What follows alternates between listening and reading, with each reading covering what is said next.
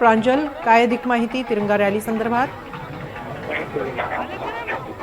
आपण जर बघितलं तर आता काही वेळापूर्वी छत्रपती संभाजीनगरच्या भातकुले चौकातून तिरंगा रॅलीला सुरुवात झालेली आहे. समोर आपण ही दृश्य जर बघितली तर हजारो खरं तर देशप्रेमी जे आहेत ते इथे दाखल आहेत. त्यामध्ये विद्यार्थी असतील, नागरिक असतील, यासोबतच भारतीय जनता पार्टीचे पदाधिकारी कार्यकर्ते मोठ्या संख्येने उपस्थित आहेत.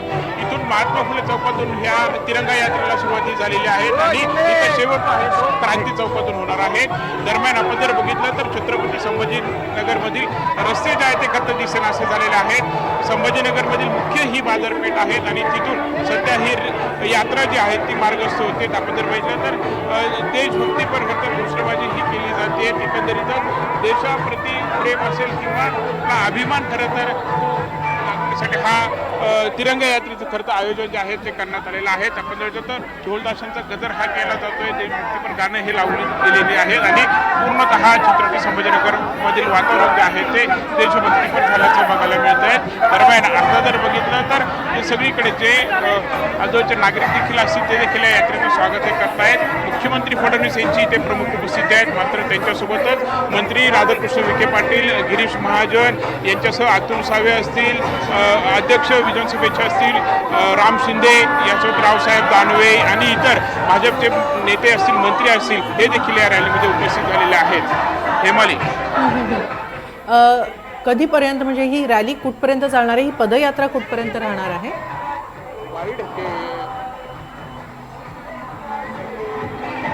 हेमाली, जर बघितलं तर या महात्मा फुले चौकातून या रॅलीची सुरुवात झालेली आहेत आणि पुढे क्रांती चौक जो परिसर आहे तिथे हिचा शेवट हा होणार आहे.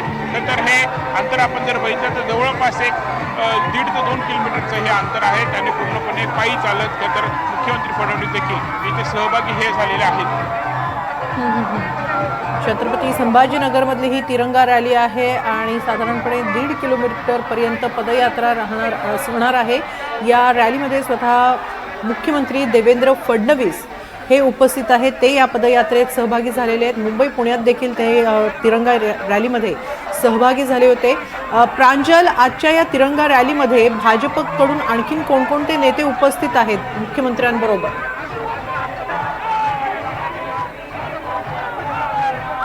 जसं मी सांगितलं की राधाकृष्ण विखे पाटील असतील, गिरीश महाजन, अतुल सावे आहेत, यासोबतच रावसाहेब दानवे असतील आणि इतर नेते जे आहेत छत्रपती संभाजीनगरमधील देखील पदाधिकारी असतील हे इथे सहभागी झालेले दिसून येत आहेत.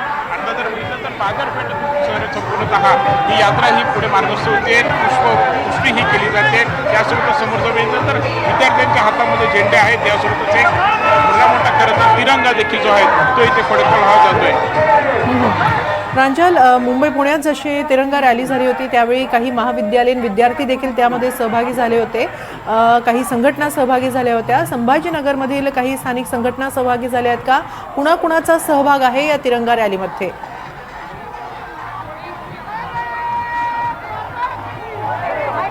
हेमाली, आपण जर ही दृश्य जर बघितली तर आता तिरंगा रॅली जे छत्रपती संभाजीनगरची मुख्य बाजारपेठ आहे तिथून मार्गस्थ होते. समोर जर बघितलं तर एक मंत्री असतील दिसून येतात. स्वतः रावसाहेब दानवे आहेत. दानवे साहेब, काय यात्रेमध्ये सहभागी झालात? कसा उत्साह?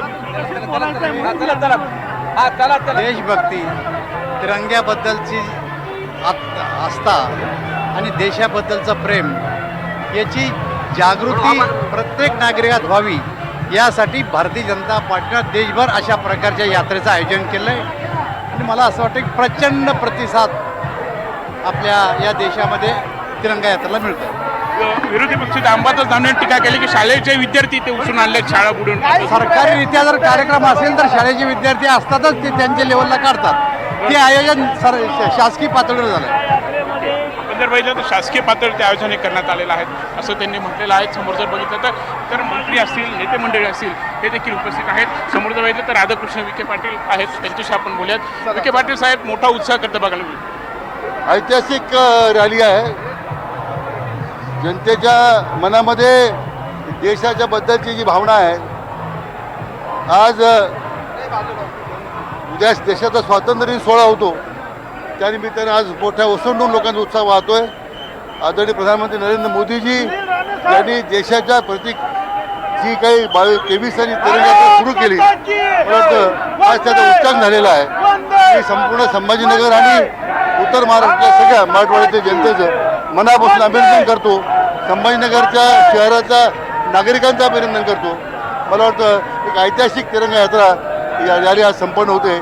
मला वाटतं एक इतिहासामध्ये हिची नोंद होईल अशी मला या निमित्तानं अपेक्षा आहे. स्वातंत्र्य दिन आहेत, काय संकल्प करता केला जाणार आहेत? तुमच्याकडे खातं देखील महत्त्वाचं आहे.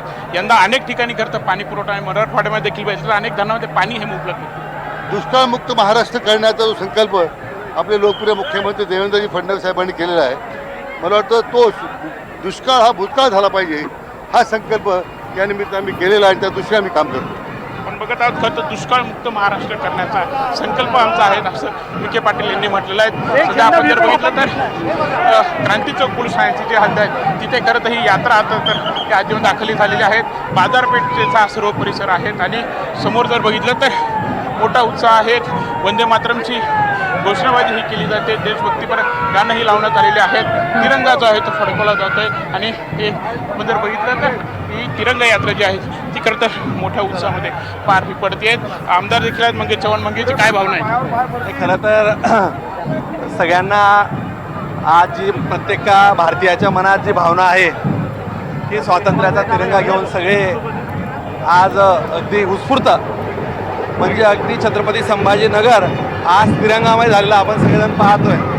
बस सगळ्या देशाची जी भावना आहे तीच माझी भावना आहे, दुसरं काय. साहेब काय मोठा उत्साह करतो? भारताच्या स्वातंत्र्याचा उत्सव हा दरवर्षीच आपण साजरा करतो, पण यावर्षी वेगळं महत्त्व आहे. यावर्षी ज्या युवकांना भडकवटवण्याचं काम केलं त्या युवकांनी दाखवून दिलं की देशासाठी ते एकजूट असतात. आमच्या देशाला कोणी तोडण्याचा प्रयत्न करू नये, आमच्या देशासाठी आम्ही केव्हाही एकत्र येऊ हे या रॅलीनं दाखवून दिलेलो. खरं आपण जर बघितलं तर देशासाठी आम्ही सगळे एकत्र आहोत हेच दाखवण्याचा प्रयत्न हा यातून करण्यात आलेला आहे. आता थोड्याच वेळात क्रांती चौकात ही यात्रा ही जाऊन पोहोचणार आहे. हेमाली, ही यात्रा जेव्हा तिचा समारोप होणार आहे तेव्हा मुख्यमंत्र्यांचं भाषण होणार आहे का, काय आणखी अधिक माहिती मिळते?